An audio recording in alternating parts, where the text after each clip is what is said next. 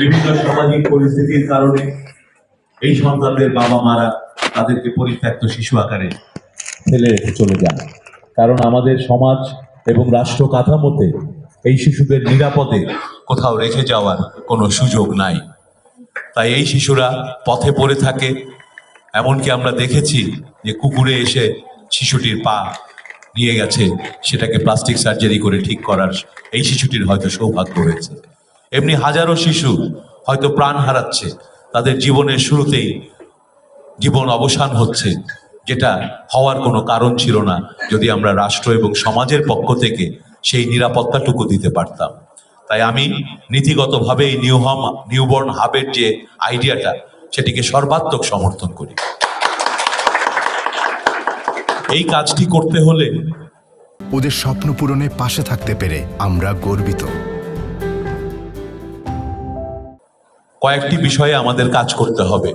এই কাজের সঙ্গে স্বাস্থ্য মন্ত্রণালয় যেমন জড়িত থাকবেন, কারণ এই হাব থেকে শিশুটিকে একটা নিউবর্ন পাশাপাশি এই হাবটিকে আসলে পরিচালনা করতে হলে সমাজ কল্যাণ মন্ত্রণালয়কে গুরুত্বপূর্ণ দায়িত্ব নিতে হবে।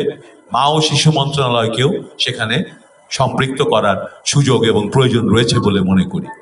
আমাদের মন্ত্রণালয়, স্বাস্থ্য মন্ত্রণালয়ের পক্ষ থেকে আমি এই প্রক্রিয়াটি যাতে যথাযথভাবে এগোয় সে ব্যাপারে ডাক্তার মুজিব এবং এই ফাউন্ডেশনকে সব রকম সহযোগিতা করব এবং আমি আশা করব আপনারা সক্ষম হবেন সমাজ কল্যাণ এবং মা ও শিশু মন্ত্রণালয়কে এটার সাথে সম্পৃক্ত করে আমরা একসাথে এই কাজগুলোকে এগিয়ে নেব ইনশাআল্লাহ। পাশাপাশি তিনি আরেকটি বিষয় তুলে ধরেছেন, শরিয়া ভিত্তিক হিউম্যান মিল্ক স্টোরেজ, এটারও প্রয়োজন রয়েছে। আমি মনে করি এটার ব্যাপারেও এই যে তিনটি মন্ত্রণালয়ের সমন্বয়ে সঙ্গে প্রয়োজনে ধর্ম মন্ত্রণালয়কে সম্পৃক্ত করে এই বিষয়টিকে গড়ে তুলতে হবে। শেষ যে বিষয়টি নিওন্যাটাল আইসিইউ, সেটি ইতিমধ্যে ওনারা কাজ করছেন, সেই কাজটা চলমান থাকবে এবং রেফারেল লিঙ্কেজ একটি অ্যাপের মাধ্যমে করলে এই পুরো বিষয়টা আসলে একটা সমন্বিত ব্যবস্থার মাধ্যমে আমরা পাইলট প্রকল্প হিসেবে হয়তো আপনারা নারায়ণগঞ্জে শুরু করলেন, পরবর্তীতে এটি সফল হলে দেশের বিভিন্ন প্রান্তে সরকারি সহযোগিতায় প্রত্যেকটি জেলায় যদি অন্তত এই ব্যবস্থাটুকু করা যায়, আগামী দিনে আমাদের এই অসহায় শিশুরা তাদের জীবনের শুরুতেই তাদের জীবন অবসান কিংবা পঙ্গুত্ব বরণ করে নেয়া কিংবা অসুস্থ হওয়া থেকে বেঁচে উঠবে। আমি আমার বক্তব্য আর দীর্ঘায়িত করব না।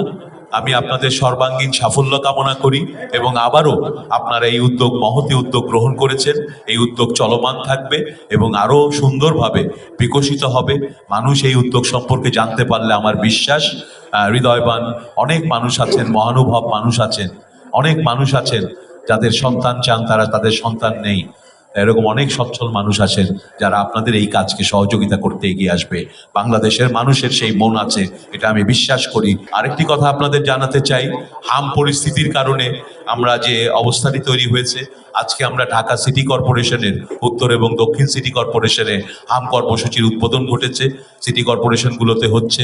আগামী 7 দিনের মধ্যেই আমরা সারা দেশেই হাম কর্মসূচি করব।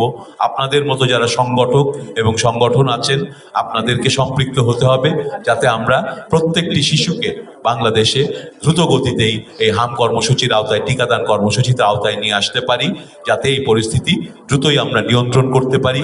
ইতিমধ্যেই সরকার গত 2 সপ্তাহে আমরা দ্রুত গতিতে অনেকগুলো ব্যবস্থা গ্রহণ করেছি।